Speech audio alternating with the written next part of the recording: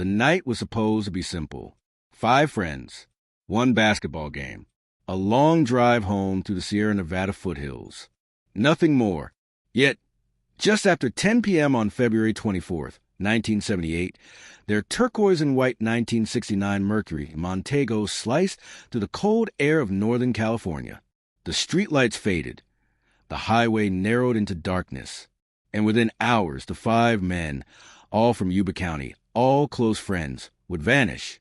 The world would come to know them as the Yuba County Five, and their disappearance would be compared to one of the strangest mysteries in modern history, Russia's Dyatlov Pass incident.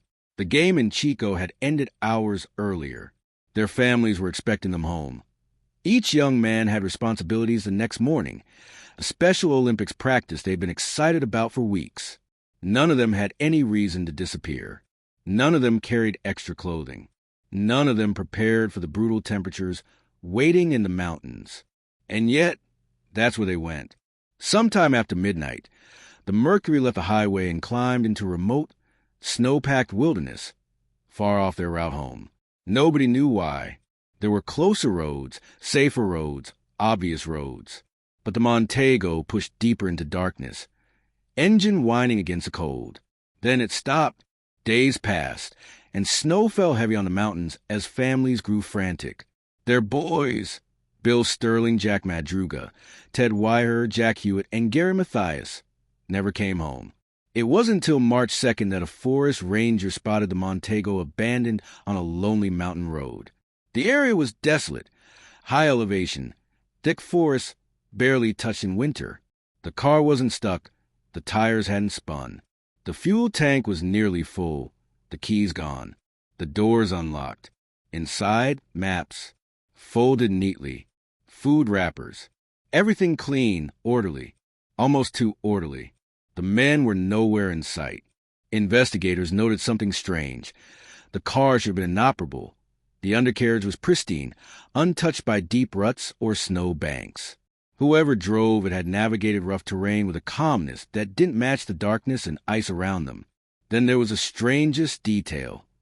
None of the men had reason to be here. They were described as creatures of routine. None enjoyed cold.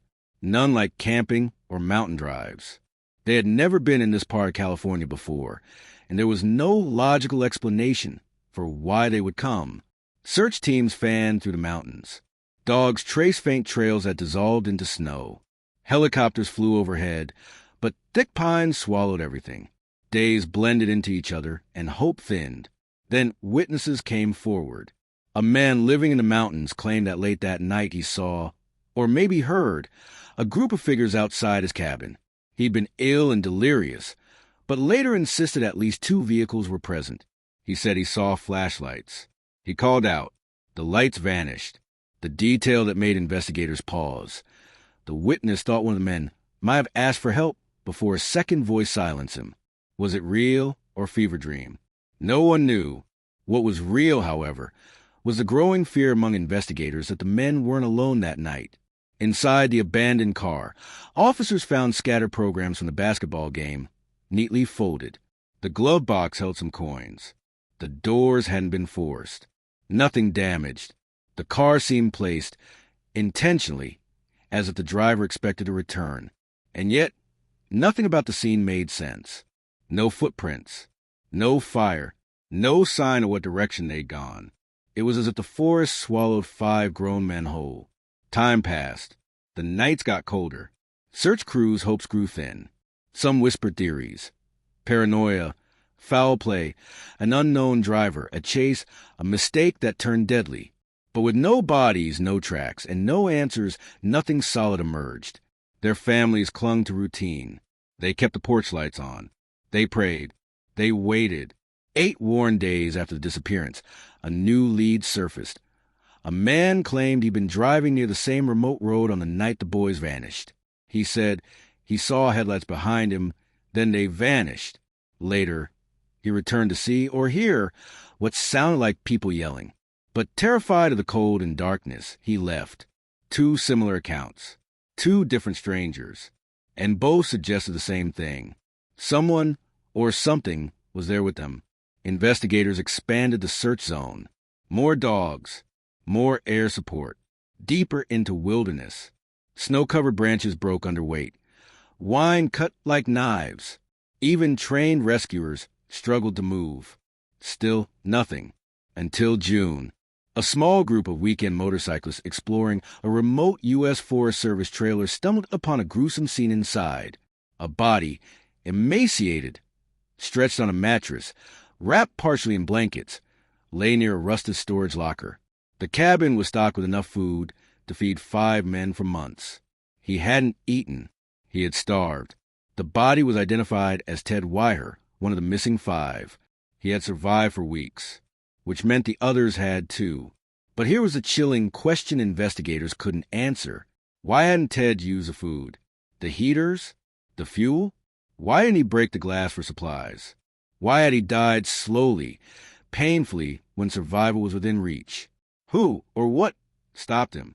And then, just outside the trailer, search teams found something else. A set of footprints. Frozen. Directionless. Not 5 men walking together, but 3.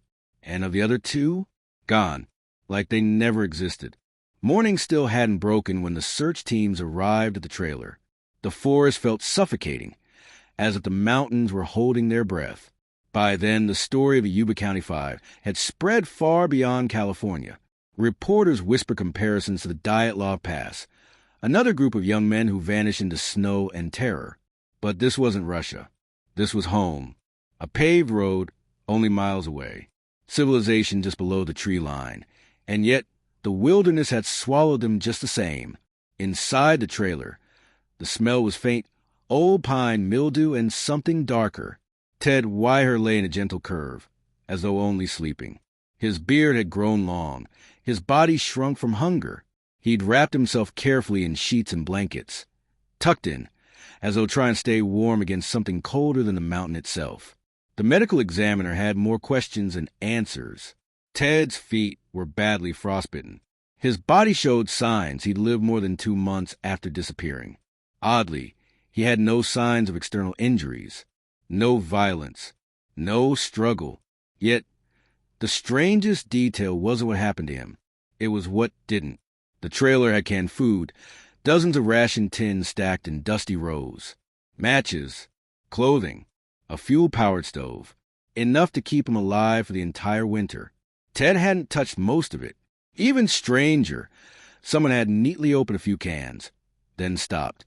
Why only a handful? Why not tear into the shelves? Why didn't he light a fire? And how had he gotten there?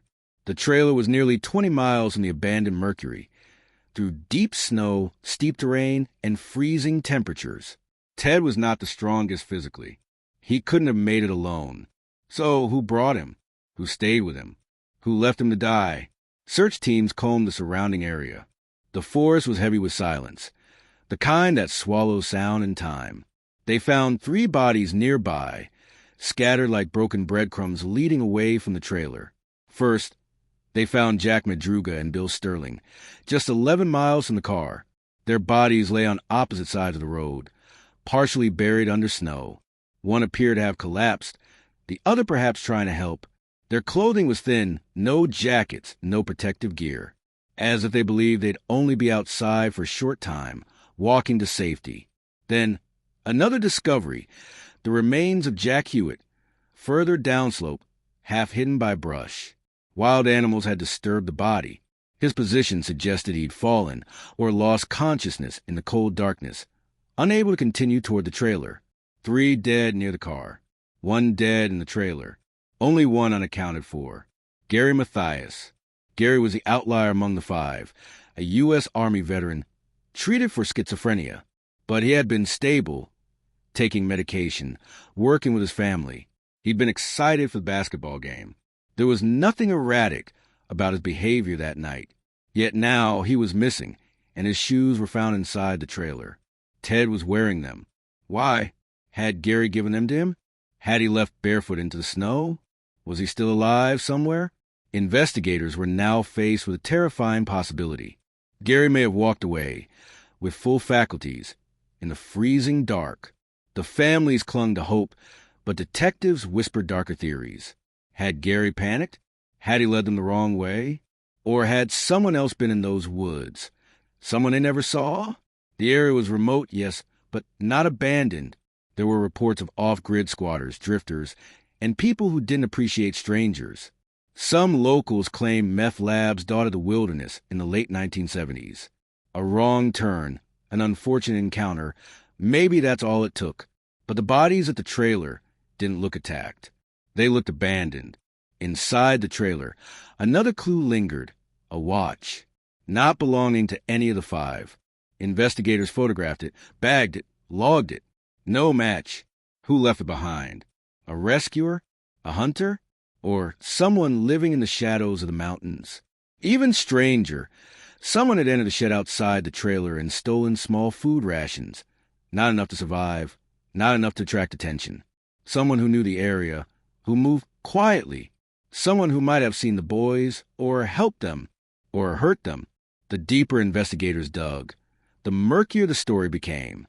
Every new clue unraveled a certainty. Every witness changed the picture. One man claimed he saw the group at the edge of the forest, hiking single file, in the moonlight like soldiers. Another insisted he'd spoken to them at a rural store, but that was impossible. The store was closed long before they drove through.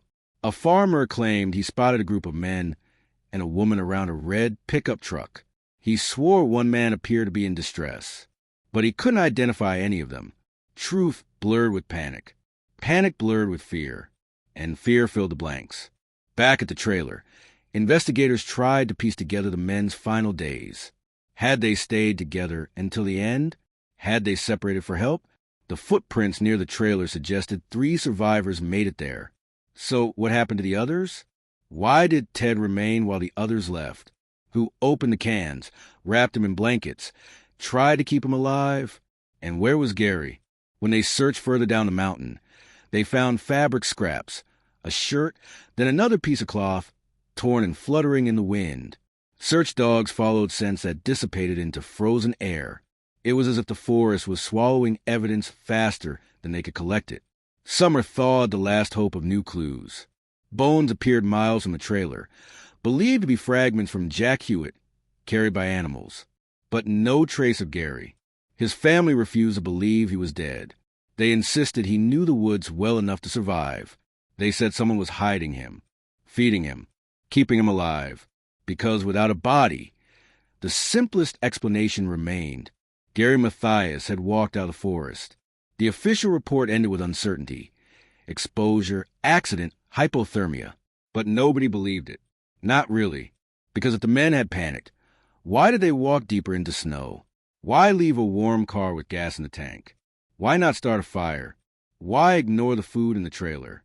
Why starve when survival was within reach? None of it made sense. Unless something, or someone, was hunting them. The families began hearing strange rumors about an unnamed man living in the mountains, a fugitive who hated outsiders. Some said he was violent, unpredictable, possibly armed. Others said he was dead. But one ranger, after hearing one too many stories, said something that chilled investigators. If you head out that way, bring a gun, and don't go at night. Then a final detail emerged, one that changed everything. Miles from the trailer, buried under brush, they found a torn scrap of cloth. Beneath it, the shattered frame of eyeglasses. Prescription. Army issue. Gary's. Beside them, a trail of footprints, heading deeper into the wild. Then nothing, as if he vanished into the trees. When summer's heat finally lifted the last of the snow, the forest breathed again. Meltwater crawled down the ravines where winter had once sealed secrets beneath ice. Search teams returned for one final push, determined to find what the mountains still hid. Journalists called it obsession. The families called it hope. Either way, the trail had gone cold, yet something still pulled them back. They wanted Gary Mathias. They needed to know why he had vanished while the others lay scattered like abandoned memories. And they needed to understand what happened inside that trailer. Why Ted Wire starved surrounded by food. Why 5 men walked willingly into a frozen maze with no exit. The searchers met at dawn. The pines loomed tall and still. Morning light fractured through the branches, printing shadows like bars across the forest floor. Every broken twig felt significant. Every silence felt purposeful. For months, rumors had whispered through nearby towns. Gary was alive. Gary was hiding. Someone had him. And at the center of it all was the same question. What drove the Yuba County Five up the mountain that night? The official theory seemed flimsy at best. They got lost, took a wrong turn, panicked, but their families insisted. These boys always planned. They didn't wander. They didn't improvise. They followed routine like religion. If they went into the mountains, someone must have led them. One investigator, a retired deputy named Harlan Doyle, refused to walk away. He'd been there when they found the car. He was at the trailer when they carried Ted's body down the mountain. He'd watched families crumble under the pressure of unanswered questions. And now, years later, the case still haunted him. They weren't running from nothing, he said. They were running from someone. Doyle retraced the men's final path. The abandoned car, the winding ascent into colder terrain, the spot where Madruga and Sterling collapsed, the ravine where Hewitt fell, the trailer where Ted died, wrapped like a child. Everything pointed in the same direction. Desperation. Yet not once had the five turned back. Even stranger, investigators found no trace that the men had tried to warm the car, dig it out, or use maps to navigate.